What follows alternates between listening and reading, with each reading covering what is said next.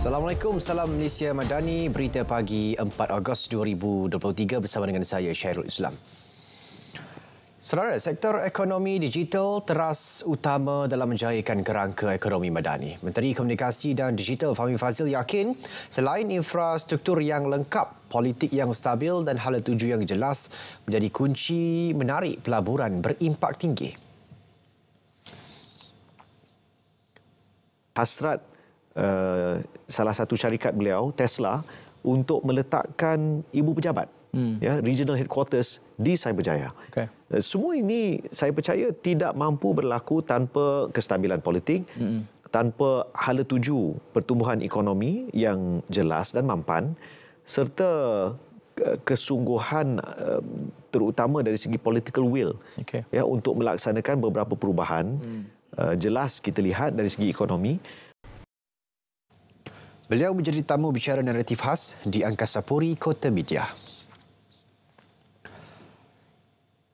Bukan sahaja menyediakan perkhidmatan teknologi maklumat kepada komuniti setempat, terutama di kawasan luar bandar, malah penubuhan pusat ekonomi digital PEDI di Kelantan banyak membantu meningkatkan taraf sosioekonomi penduduk. Jom kita ikuti kisah kejayaan usahawan PEDI yang disediakan wartawan Majidah Ismail. PEDI Panyit yang terletak di Dun Temangan Macang umpamanya. Penubuhan pusat itu memberi manfaat kepada lebih 5,000 komuniti berdaftar.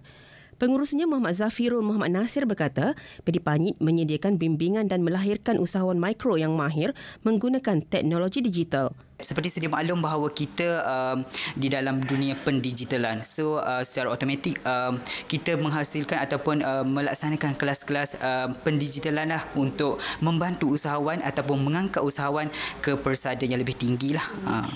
Setakat bulan lepas, 439 peserta mengikuti program keusahawanan dan ICT. Daripada jumlah itu, 11 usahawan aktif dilahirkan. Antaranya Ahmad Fahmi Ghazali yang diangkat sebagai usahawan ikon PEDI Panyit. Usahawan berusia 29 tahun ini menyambung legasi perniagaan keluarga yang mengusahakan produk sos pencicah dan cuka sejak 2010 yang dibangunkan secara kecil-kecilan. Perbezaan pasaran daripada tradisional kepada pasaran kita kata digital sangat-sangat banyak perbezaan, yang mana dari segi tradisional kita banyak terpaksa keluar menjajah sendirilah, kalau kita kata menjajah sendiri. Kita naik kenderaannya, kita pergi jajah di mana kedai-kedai yang ada berdekatan dengan kilang kita lah. Jadi bila ada platform digital ni, kita hanya duduk di rumah, kita buat live, kita buat iklan di Facebook, di TikTok. Hasilnya daripada pembelajaran melalui PEDI Panyit. Bila ada platform ni, kita dapat pelanggan melalui banyak lagi pelanggan luar daripada kawasan Kelantan terutama sekali, daripada Kuala Lumpurnya, Johornya. Jadi alhamdulillah lah, banyak sangat-sangat banyak perubahan. Menurut Fahmi, platform digital memberi impak berganda apabila produknya mengalami peningkatan keuntungan jualan daripada RM7,200 sebulan kepada RM9,400 sebulan. Ibu Fahmi yang juga pengasas produk, Zainiza Daud, telah berkata beliau kini tidak menang tangan dan mengupah 5 pekerja termasuk ibu tunggal daripada kalangan penghuni Pondok Hidayah Macang untuk melancarkan proses pengeluaran produk. Sementara itu, Pengarah Suruhanjaya Komunikasi dan Multimedia MCMC Kelantan, Abdul Mubin Muhammad Zain memaklumkan penglibatan masyarakat luar bandar dalam program anjuran PEDI di Kelantan amat baik.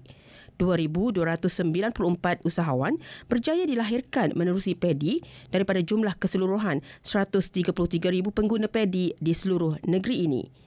Kita dapati penglibatan pemimpin-pemimpin setempat untuk membantu untuk menjayakan usaha-usaha PEDI untuk mengenal pasti masyarakat setempat yang berpotensi untuk kita lahirkan atau untuk kita jadikan sebagai usahawan-usahawan melalui media digital platform.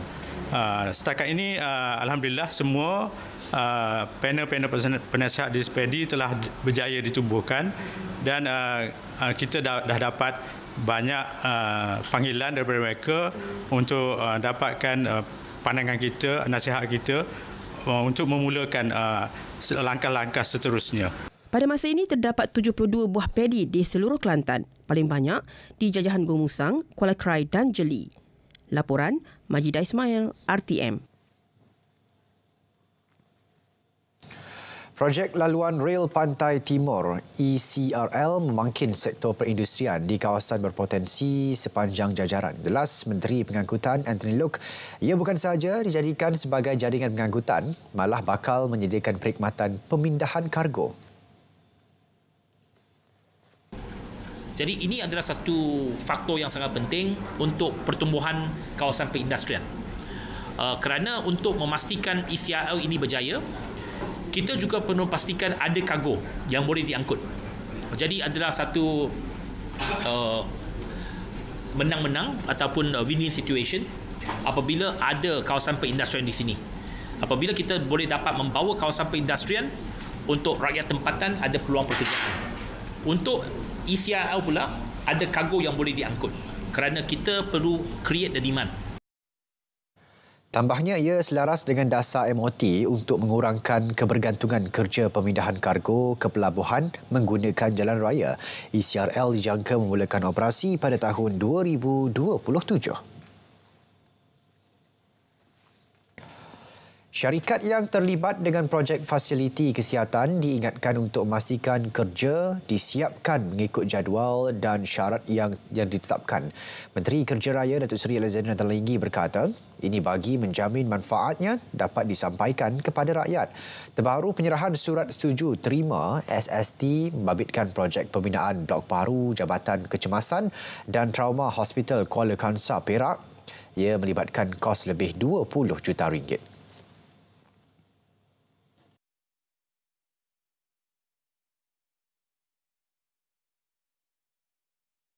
Projek ini adalah bertujuan untuk mengurangkan kesesakan di Jabatan Kecemasan Sidi Ada yang dibina pada tahun 1973 dulu dan sudah tidak mampu untuk menampung pertambahan bilangan pesakit dengan kadar purata 42,000 lebih orang setahun. Beliau menyatakan demikian pada majlis penyerahan SST berkenaan di Ibu Negara. JKR kini sedang melaksana 71 projek melibatkan fasiliti kesihatan di seluruh negara.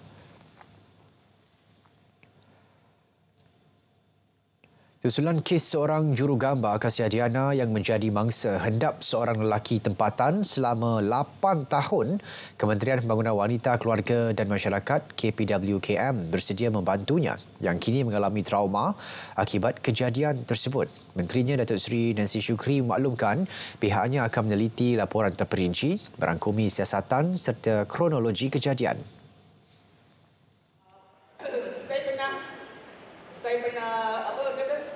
Setelah semua maklumat yang kita terima, insyaAllah ya kita cuba bantu dia. Biasanya memang JPW ni bagi sokongan dari segi kaunseling semua tu kan. Tapi kita juga pertama kali yang perlu dilakukan ialah laporan dibuat kepada pihak polis kerana di situlah daripada laporan itu menjadi bukti.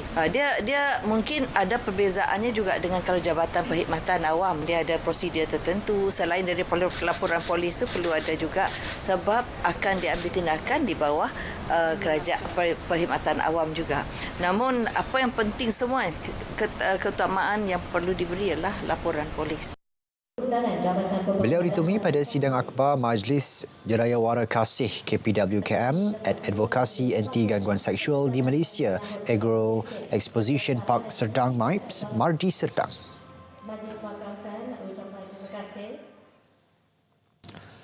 Kontroversi yang dicetuskan kumpulan The 1975 semasa Festival Good Vibes di Sepang baru-baru ini tidak akan menjejaskan imej Malaysia sebagai destinasi pelancongan antarabangsa. Timbalan Menteri Pelancongan, Seni dan Budaya Khairul Firdaus Akbarhan berkata, kerajaan yakin sasaran 16 juta pelancong antarabangsa ke Malaysia boleh dicapai meskipun dipalit isu berkenaan. Kenapa? Kerana rakyat di luar sana tahu Malaysia ni rakyatnya cukup bertimah rasa, cukup dengan penuh kasih sayang dan imej Malaysia tidak tercalar sama sekali sedikit pun. Tidak ada impak sama sekali. Malahan pada tahun ini kita yakin dengan pembawaan menteri kita. Beliau berkata kepada pemberita selepas majlis penyampaian hadiah Legoland School Challenge di Legoland Malaysia, Johor Bahru.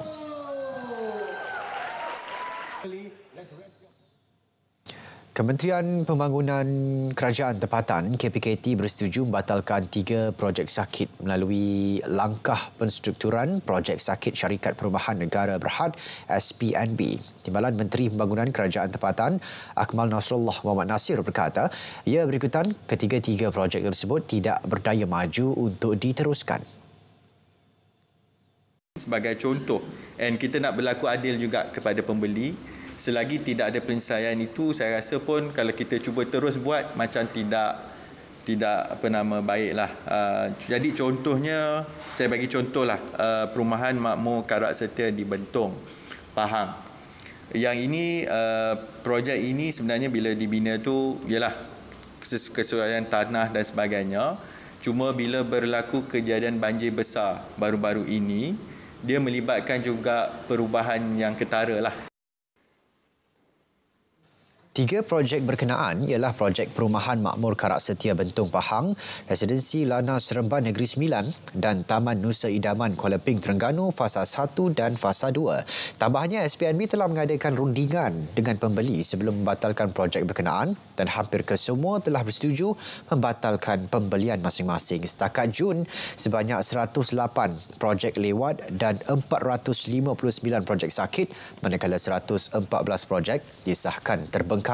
Sementara itu, 178 projek perumahan swasta lewat dan sakit berjaya dipulihkan bagi tempoh 6 bulan pertama tahun ini, babitkan 20,926 unit kediaman dengan nilai pembangunan kasar sebanyak 16.75 bilion ringgit. Kementerian Perdagangan dan Kos Sara Hidup KPDN akan mengadakan pertemuan dengan pembekal serta penjual ayam dan telur selepas pilihan raya negeri. Timbalan menterinya Fuzia Salih berkata, perbincangan itu adalah bagi menyimak semula harga siling ayam dan telur di pasaran. Because it has gone down by nearly about 9%. The national average now is about the annual average. The national average is about 8.37, about like that percent. Ringgit for the production of chicken. So I think it's time to discuss further with the industries, but let's get over the PRN first. Fuzia berkata demikian selepas ditemui pada majlis menandatangani memorandum persefahaman MOU antara Suruhanjaya Persaingan Malaysia MyCC dan Suruhanjaya Komunikasi dan Multimedia Malaysia MCMC. MOU tersebut bertujuan berkukuhkan kerjasama, aktiviti advokasi, bangunan kapasiti serta kerjasama dalam penyiasatan dan tindakan penguatkuasaan kedua-dua pihak. Malaysia menjadi impian kita semua, pastinya yang terbaik untuk masa depan negara. Negara yang bakal kita warisi kepada anak cucu kita. Hari inilah detiknya kita mencorak sebuah negara yang stabil, aman dan sejahtera. Inilah tanggungjawab kita bersama menunaikan mandat. Kita perlu lakukan dengan yakin dan bijaksana. Menilai dengan matang dan rasional. Tanggungjawab di bahu kita. Dan kita perlu lakukannya bersama. Jangan nafikan hak kita, hak memilih. Ayo, lunaskan hak kita. Tanggungjawab sebagai rakyat Malaysia.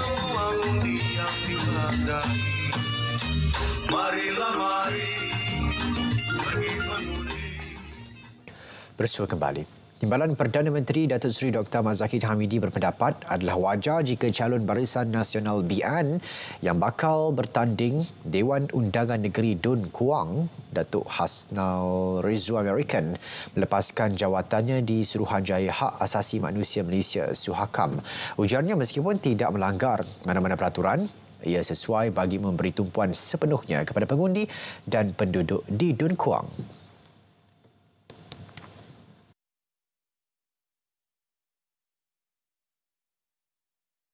Saya fikir kalau mengikut etikanya, elok kalau beliau dapat mengundurkan diri pada Suhakam untuk menumpukan perkhidmatan beliau kepada penduduk di Kuang ini. Beliau ditemui ketika menghadiri program Ramah Mesra bersama pengundi dan walkabout kempen pilihan raya di Bandar Tasik Puteri, Selangor. Menjadikan Gua Musang sebagai hub perniagaan itu antara manifesto kempen yang diangkat calon Barisan Nasional BN N45 Galas Syahbudin Hashim. Tambahnya ketika ini harga barangan di Gua Musang meningkat akibat faktor aliran rantaian barangan yang berperingkat. Kita mulakan walkabout di permis-permis perniagaan. Ini ialah untuk kita menyantuni secara lebih dekat pengundi-pengundi dengan bertanya khabar. Kita tahu Gua Musang ni pertama sekali dari segi harga. Kita punya harga yang menyamai harga di Kuala Lumpur. Jadi para peniaga tidak ada pilihan kerana mereka menerima raw material pun dengan harga yang mahal. Yang itulah antara perjuangan kita. Kita nak pastikan Gua Musang ini menjadi hub, tempat untuk transit dan sebagainya. Beliau ditemui media ketika mengadakan tinjauan mesra terhadap peniaga-peniaga di sekitar Gua Musang. Beliau meluangkan masa hampir 2 jam bagi mendengar sendiri keluhan serta permasalahan peniaga di sekitar Dun Galas. Dalam pada itu, isu penambahbaikan kemudahan asas kebajikan peniaga serta bantuan kewangan turut menjadi fokus. Sasaran kerajaan negeri Melaka mencapai pelaburan berjumlah 7.6 bilion ringgit menjelang hujung tahun ini berada pada landasan terbaik apabila mendapat penambahan operasi pelaburan daripada syarikat Semiconductor Texas Instruments sebanyak 5 bilion ringgit. Menurut Ketua Menteri Datuk Seri Abdul Rauf Yusof, baki lagi 2.6 bilion akan dicapai menerusi komitmen dari China dan Jerman yang masih dalam fasa rundingan. Dah kita telah mencapai 5 bilion dengan pelaburan yang dibawa oleh Texas Instruments dalam pembesaran penambahan operasi di Melaka dan telah pun berjalan tahun 2025 akan menjadi kenyataan. Lagi 2.6 bilion ini ialah pelaburan-pelaburan dalam industri sederhana dan berkapasiti tinggi, berteknologi tinggi untuk mereka masuk ke Melaka daripada syarikat-syarikat Jerman. Jadi dalam pembesaran anak-anak syarikat Jerman di Melaka ini, insya-Allah menjelang bulan 12 kita akan dapat mencapai 26 bilion. Tambahnya, kerajaan negeri kini sedang meneliti untuk merancangkan sektor pelaburan di negeri itu dengan menggalakkan penyertaan pihak swasta untuk pelaburan berkualiti. Beliau ditemui pemberita selepas majlis Ramah Mesra bersama calon Barisan Nasional BN Dun N32 Linggi, Datuk Muhammad Faizal Ramli di Sunggala Jaya, Negeri Sembilan. Bagi menjamin keselamatan dan kesejahteraan komuniti, Polis Kuala Lumpur melaksanakan inisiatif vertical policing melibatkan kerjasama pihak berkuasa dengan persatuan penduduk setempat. Inisiatif yang dilancarkan akhir Jun lalu memberi fokus kepada pencegahan jenayah di kawasan rukun tetangga KRT dan pihak pengurusan residensi seperti kondominium, pangsapuri dan projek perumahan rakyat PPR. Ketua Jabatan Pencegahan Jenayah dan Keselamatan Komuniti Polis Kuala Lumpur, Beng Lai, berkata konsep itu akan mengembangkan lagi dimensi rondaan cegah jenayah. Ini terutamanya bagi mengesan aktiviti yang melanggar undang-undang di bangunan bertingkat tinggi. Mendapatkan IPD Center, maka jenayah seperti yang saya sebutkan tadi, jenayah yang kecurian motosikal paling tinggi di PPR dan nombor 1 PPR, yang kedua PPA. Manakala bagi kes pecah rumah, kondominium pula kawasan yang menjadi tumpuan kepada kalau banding dengan PPR dan PPA yang lain. Tambahnya, dalam tempoh lebih sebulan, rondaan telah dijalankan di 51 buah kondominium, 70 buah pangsapuri dan 189 buah PPR. Beliau berucap pada program rondaan vertical policing Polis Kuala Lumpur di PPR Sentul Murni.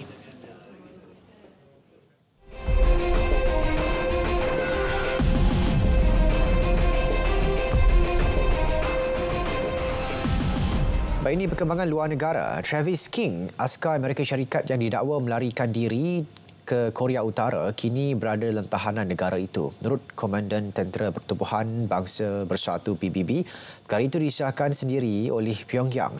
Askar berusia 23 tahun itu meluru melintasi sempadan dari Korea Selatan pada 18 Julai semasa dalam sesi lawatan. Menurut PBB, ia tidak akan memberikan butiran lanjut mengenai tindak balas Pyongyang pada masa ini. Ia juga tidak mahu mengganggu usaha untuk membawa King pulang.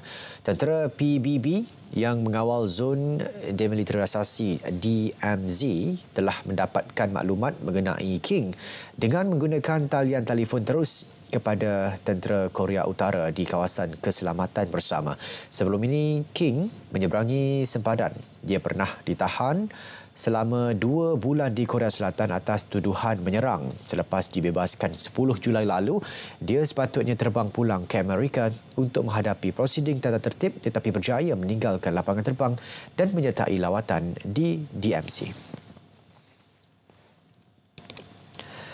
3 arca gangsa abad ke-9 dan abad ke-10 milik Kemboja akan diserahkan kembali kepada negara itu oleh Galeri Nasional Australia NGA selepas ia didapati dicuri. Kerajaan Kemboja mengalu-alukan langkah bersejarah itu sebagai tindakan penting ke arah membetulkan ketidakadilan masa lalu. Kedua-dua negara menjalankan penyiasatan selama sedekat bagi menentukan asal-usul karya berkenaan. Keputusan dibuat di tengah-tengah desakan global supaya Australia mengembalikan barangan budaya yang dirompak. 3 karya seni itu berasal dari kerajaan Champa yang pernah mendiami Vietnam dan sebahagian Kemboja. Sekurang-kurangnya 1 daripada 3 patung itu digali di sebuah ladang di timur Kemboja pada 1994 sebelum diseludup kepada pengedar seni antarabangsa merentasi sempadan di Thailand. Kemboja terus menyeru kerajaan antarabangsa untuk mendapatkan semula beribu-ribu barang antik yang dikatakan dicuri dari kuil purbanya, termasuk beberapa yang dikatakan ditempatkan di Museum Victoria dan Albert dan British. Kelompok pertama barang bantuan kemanusiaan yang disediakan kerajaan China kepada Sudan selamat tiba di pelabuhan Sudan semalam. Sumbangan seberat 4.6 tan itu merangkumi peralatan perubatan, bahan habis guna perubatan serta ubat-ubatan. Penghantaran seterusnya dijangka dibuat pada Ogos dan September. Setiausaha Kementerian Pembangunan Sosial Sudan, Gamal Al-Nil Abdallah menzahirkan penghargaan atas bantuan dan sokongan yang diberikan China semasa negara itu berdepan kesulitan. Sejak lebih 50 tahun lalu, China menghantar pasukan perubatan ke Sudan bagi membantu merawat pesakit dan menyelamatkan nyawa rakyat. Menurut laporan Pejabat Penyelarasan Hal Ehwal Kemanusiaan, Pertubuhan Bangsa Bersatu PBB, sekitar 20.3 juta penduduk Sudan akan menghadapi masalah ketidakjaminan makanan pada Julai hingga September tahun ini. Angka itu menduduki kira-kira 42% daripada keseluruhan populasi negara berkenaan. Bagaimana mengundi? Buat semakan tempat mengundi dan pergi ke saluran yang ditetapkan. Masuk ke tempat mengundi apabila dibenarkan oleh polis yang mengawal. Serahkan MyCard dan slip saluran kepada kerani pengundian pertama. Tunjukkan kedua-dua belah tangan untuk diperiksa. Bergerak ke hadapan kerani pengundian kedua. Celupkan jari telunjuk kiri ke dalam botol dakwat pilihan raya. Dapatkan kertas undi daripada kerani pengundian ketiga. Tandakan pangkah pada ruang kosong bersebelahan nama dan simbol calon pada kertas undi. Masukkan kertas undi yang telah ditanda ke dalam peti undi. Keluar segera dari tempat mengundi setelah selesai. Laksanakan tanggungjawab anda.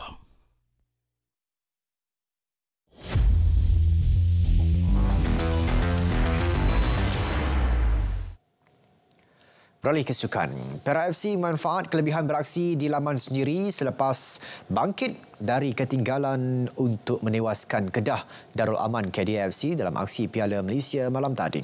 Perlawanan yang berlangsung di Stadium Perak itu menyaksikan skuad The Boss Gaurus mencatat kemenangan 3-1. Pasukan pelawat bagaimanapun terlebih dahulu di depan seawal minit pertama menerusi tandukan ketua pasukan Manuel Ott.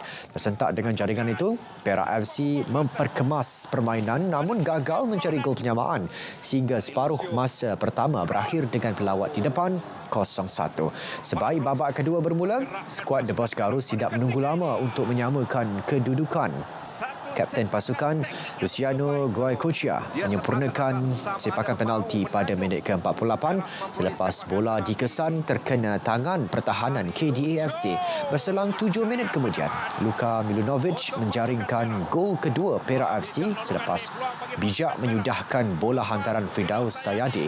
Kedah kemudian dipaksa bermain 10 pemain selepas Rodney Shelvin diperintah keluar padang pada minit ke-61. Kelebihan tersebut dimanfaat pasukan tuan rumah menerusi gol ketiga oleh Hakimi Mat Isa pada minit ke-86. Sementara itu, jurulatih Perak FC Yusri Syelah nyata berpuas hati dengan kesungguhan yang ditunjukkan barisan pemainnya sehingga berjaya mencipta kemenangan. Bagi menutup dengan cerita menarik buat Yusri Syelah di laman sendiri. Saya kredit pada semua pemain lah. What dia did malam ni super performance bagi saya. Saya dah speechless untuk memperkatakan tentang prestasi. Yang penting mereka bounce back selepas ketinggalan dan beraksi seperti mana yang saya inginkan. Itu yang menjadi tonik kejayaan. Sementara itu, pengendali KDAFC Nafzi Zain jelas kecewa dengan keputusan tersebut meskipun mendahului seawal minit pertama. Kelajuan itu juga penting untuk kita banyak menunggu. Kita tidak memberi tekanan kepada pihak lawan. Terlalu banyak memberi ruang. Di situlah kita nampak kita struggle. Kita tidak bermain sepatutnya kita main lah. Kita apa yang biasa kita main mungkin 10 minit itu je lah. Lepas tu kita just bertahan. Terlalu memberi ruang. Itulah memudahkan untuk Perak lah. Aksi timbal balik di Stadium Darul Aman akan berlangsung pada 18 Ogos depan. Juara bertahan Liga Perdana Inggeris Manchester City dilaporkan semakin hampir untuk mendapatkan khidmat pemain pertahanan tengah RB Leipzig, Josko Gvardiol. City mengemukakan tawaran 77.5 juta pound bagi mendapatkan khidmat pemain berusia 21 tahun itu. Tawaran itu telah dipersetujui Leipzig. Gvardiol berjaya membuat 88 penampilan bersama kelab Jerman itu. Pemain berkenaan sebelum itu beraksi bersama Dinamo Zagreb pada tahun 2021.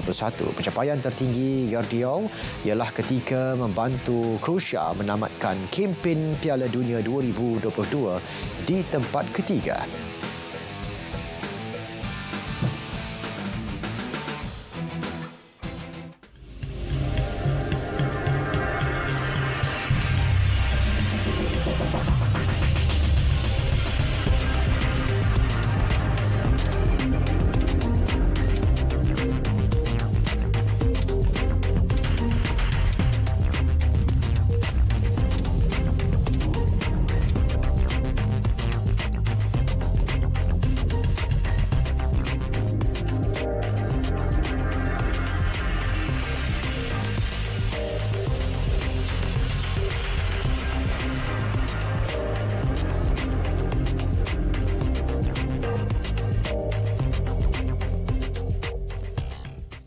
Paparan ramalan cuaca itu tadi mengakhiri berita pagi hari ini. Terus setia bersama berita RTM untuk perkembangan sahih sepanjang masa. Saya Syarul Islam. Assalamualaikum. Salam Malaysia Madani.